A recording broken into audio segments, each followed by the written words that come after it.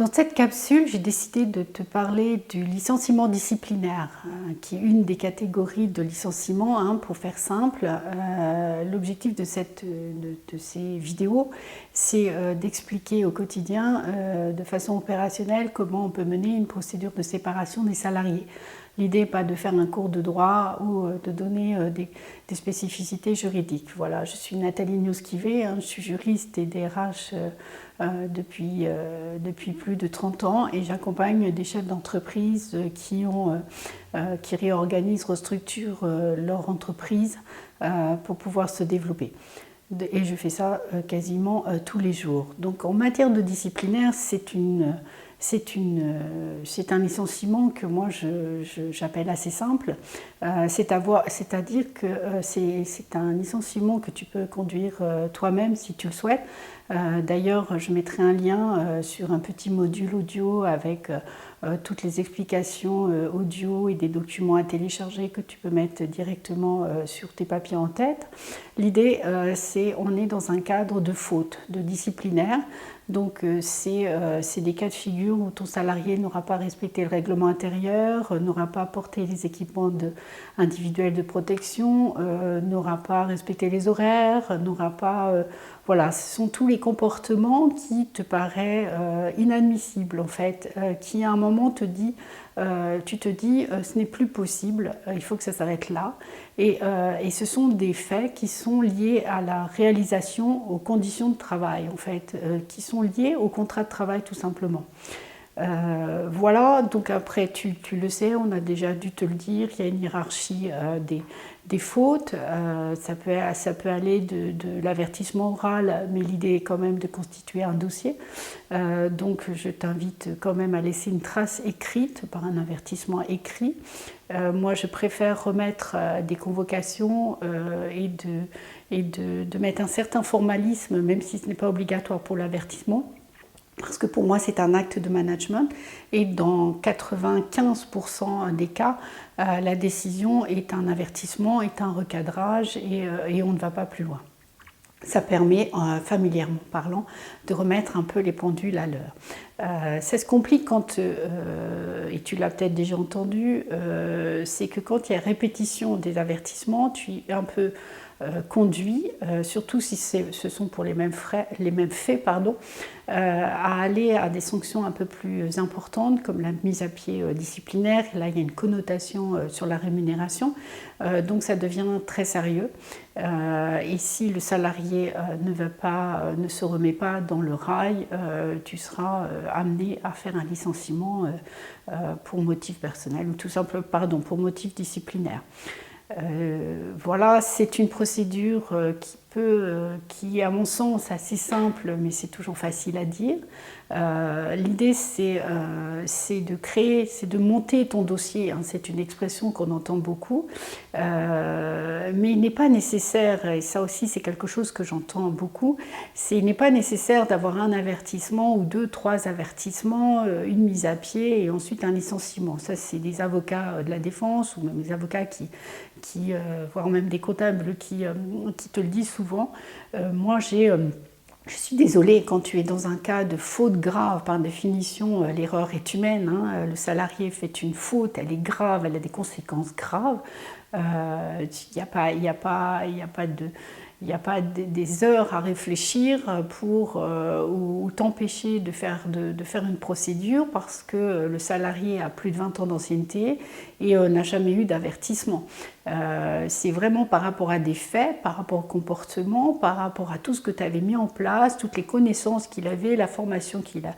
Et cette faute était inadmissible, inacceptable. Donc ne t'empêche pas de démarrer une procédure. Effectivement, tu l'entends, la procédure, ton risque prud'homal est d'autant plus grand que les indemnités de licenciement ne seront pas versées en cas de faute grave. La faute lourde, je ne l'aborde pas, elle est très très rare, il faut vraiment une intention de nuire du salarié et c'est assez compliqué à la mettre en place, mais elle existe.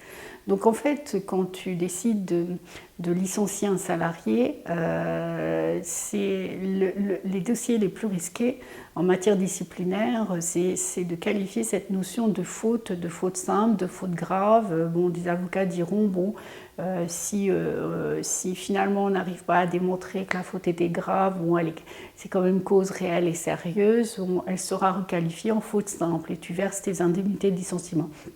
Moi, bon, c'est un autre sujet.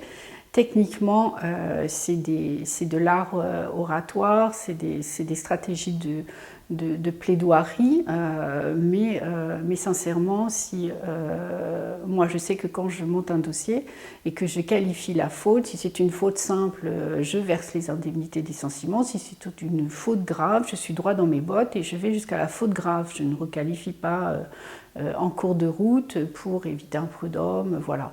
De toute façon, il y a la conciliation qui existe, donc il y a toujours un moment et une opportunité à transiger, puisque l'idée est de ne pas aller au prud'homme ou de ne pas faire durer la procédure, sauf cas spécifiques, mais que je n'aborde pas dans cette vidéo, parce qu'il peut aussi y avoir un intérêt à aller au prud'homme, des intérêts de management, des intérêts fiscaux, voilà, ou de communication. C'est une procédure et tu pourras donc télécharger dans le module audio des modèles de convocation. C'est une procédure assez simple, hein. Il y a une convocation à entretien préalable, le salarié peut être assisté ou non. Cet entretien, je t'engage à le tenir voilà, dans une durée assez dite normale, hein, pour qu'il puisse avoir des échanges d'une trentaine, 45 minutes. Moi, j'y mets souvent 1 heure. C'est toujours intéressant d'écouter le salarié. Tu peux aussi apprendre beaucoup sur ton entreprise, sur ton management. Et donc, ça te permet justement de prendre la bonne décision. Et tu as 48 heures de jours francs pour prendre cette décision avant de notifier ta décision. Donc ce délai, cette procédure des délais, elle est valable quelle que soit la qualification de la faute, que ce soit un avertissement, une mise à pied ou un licenciement. Ensuite, tu notifies la lettre, donc là on va parler plutôt de la lettre de licenciement, dont moi je le fais assez rapidement, hein, parce que c'est quand même une décision difficile pour le salarié, pour l'entreprise, mais tu as 15 jours, 3 semaines, voire 1 mois avant si tu le souhaites, pour notifier le licenciement. Ensuite, tu connais, hein, c'est le solde de tout compte, le salarié réalise ou non le préavis, ça je vais passer un petit peu les détails, ou si tu le souhaites, n'hésite pas à me contacter et je pourrai te répondre rapidement sur un cas pratique. Voilà, la procédure disciplinaire, moi c'est une procédure que je trouve intéressante comme acte de management. Je l'utilise très souvent, non pas parce que je suis sadique, mais tout simplement pour recadrer, pour dire stop, là il y a une dérive que je n'accepte pas, que je n'accepte plus. Il faut te remettre dans les rails et c'est souvent intéressant d'avoir ce face-à-face avec le salarié et de poser les marques. Et je te le disais en début de vidéo, à 95%, c'est quelque chose de très positif et est apprécié par le manager, apprécié par le salarié, apprécié par l'équipe. Et c'est aussi intéressant de communiquer sur le fait que oui, tu déclenches des procédures disciplinaires, mais finalement, le salarié n'est pas licencié. Ce n'est pas parce qu'il reçoit une convocation d'entretien préalable qu'il est tout de suite licencié, viré. Donc c'est un acte aussi de communication, de cadrage, tu exprimes ton pouvoir de direction et sincèrement je pense que, je ne dirais pas tous, mais que certains salariés et à certaines périodes ont besoin de savoir qu'on est là et qu'il faut remettre un petit peu les pendules à l'heure. Hein. Je vais faire un parallèle avec nos gendarmes ou nos policiers qui de temps en temps sont avec des jumelles et nous rappellent à l'ordre sur la limitation de vitesse. Voilà, c'est une procédure que j'assimile beaucoup au code de la route, je m'en inspire beaucoup.